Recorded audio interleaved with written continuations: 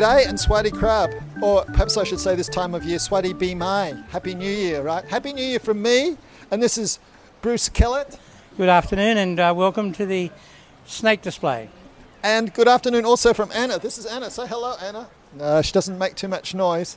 This is another first for Pattaya Male and Pattaya City Expat Club, because today Bruce gave us a talk and using some of his pets about snakes. So just tell us a little bit about how you got into snakes. Now, we're both Aussies, right? 9 out of 10 of the most poisonous snakes in the world are from Australia. And yet he got at a very young age, he got into herpetology and snakes for pets. Yes, I started when I was 12 or 13, which is 50 years ago. And I started collecting with a group of guys from our school. And then we proceeded to catch all the poisonous snakes that we could. And over the years, we just developed a love of snakes, and I've had snakes ever since. Since moving to Pattaya, I've purchased these snakes from Chatterchuck markets, and they've become firm parts of my family. They become very interesting. People love to see them. A lot of Thais don't like them, but once they get to know them, they're quite taken by them. And while we're here, we might as well have some safety tips. Now, first and foremost, of course, this is a non-poisonous snake. And snakes are beautiful. They feel beautiful. They move beautifully.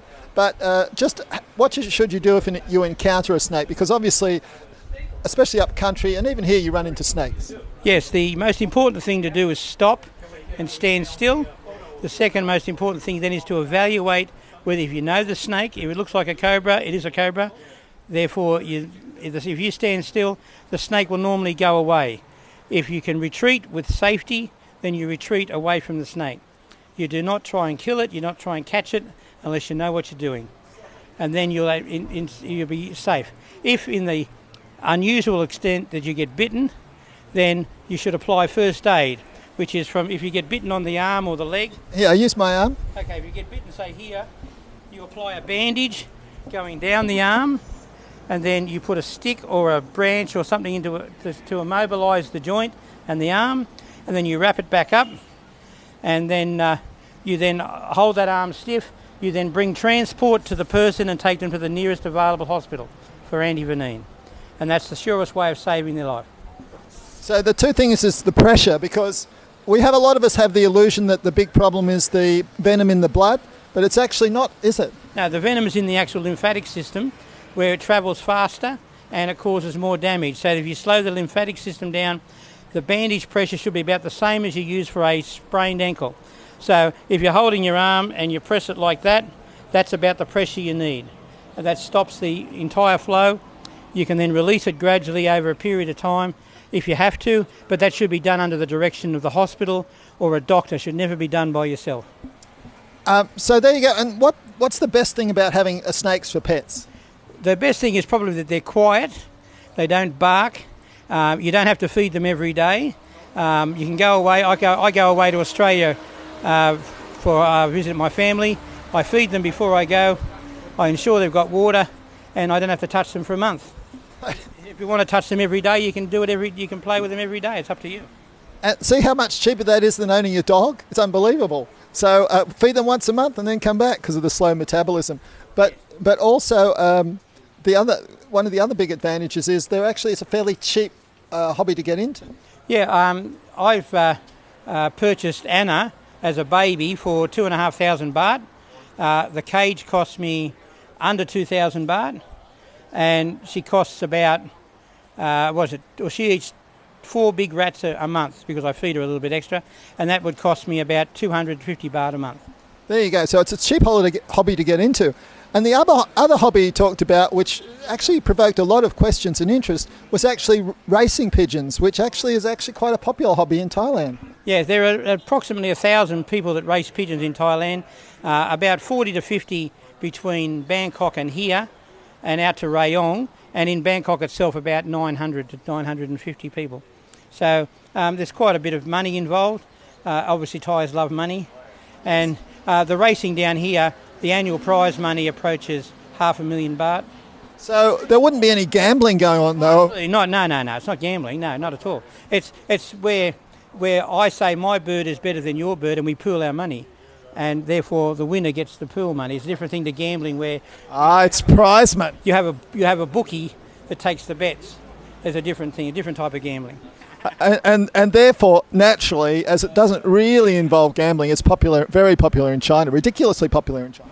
In China, some of the races can be worth $1 million for the winner. Serious money. It's just ridiculous. And it's actually not done on exact distances because they're released and they go home. So it's done on actual velocity over. It's worked on velocity because we know the distance between where the birds were released and where they're going, and we have a timer that tells us exactly how long it takes to the second. Therefore, we can work out a velocity in metres per minute. The highest velocity is the bird that's made it home fastest. And so the other thing is just how far they can fly in a day.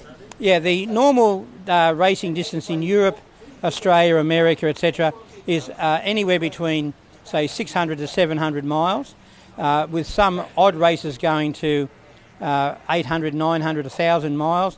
In China, they can go up to 2,800 kilometres, which is quite a long way, and they're really super marathon races. Very, very hard to get birds to come home from, and birds that do come home from these races are treated as champions. And it is amazing just how these birds find their way home. It's still a bit of a scientific mystery. We know they have a magnetic sense and also a sense of smell and... Well, they use their magnetic sense, they use their smell, they use their sight. If you cover a bird's eyes, he can still get home. If you block his nose, he can't. So there's got to be something related to that. Plus, he lines up with the magnetic poles of the world, and he can work out where he is from as he grows up. He imprints where he is, and then when he moves away from that imprint, he can work out how to get back to that imprint. Well, a really fascinating talk that captivated people about pigeons and about snakes. It's coming up to Songkran, so my theory is if Bruce would lend this to me, I could walk the streets, and anytime somebody threatened to throw water on me, I could actually threaten to throw Annie back on them, and they probably would never throw the water on me. But meanwhile, hope you stay dry in Songkran if that's your aim. And I do recommend going out for the last mad day of Songkran when it's a Thai holiday and all the Thais join in and having a great time. But meanwhile, this is goodbye from Renlex Santa for Pattaya Mail and Pattaya City Expat Club. Really thanking Bruce Kehlet. And how you get a gig on this? I ran into him in a bar and got talking to him. He ended up giving this talk. And many thanks to Annie too, who was one of my most quiet but still most beautiful guests. You want to say goodbye? No? Okay, well, it's bye for now. And see you after Songkran. Have a good Happy New Year. Swati Bimai.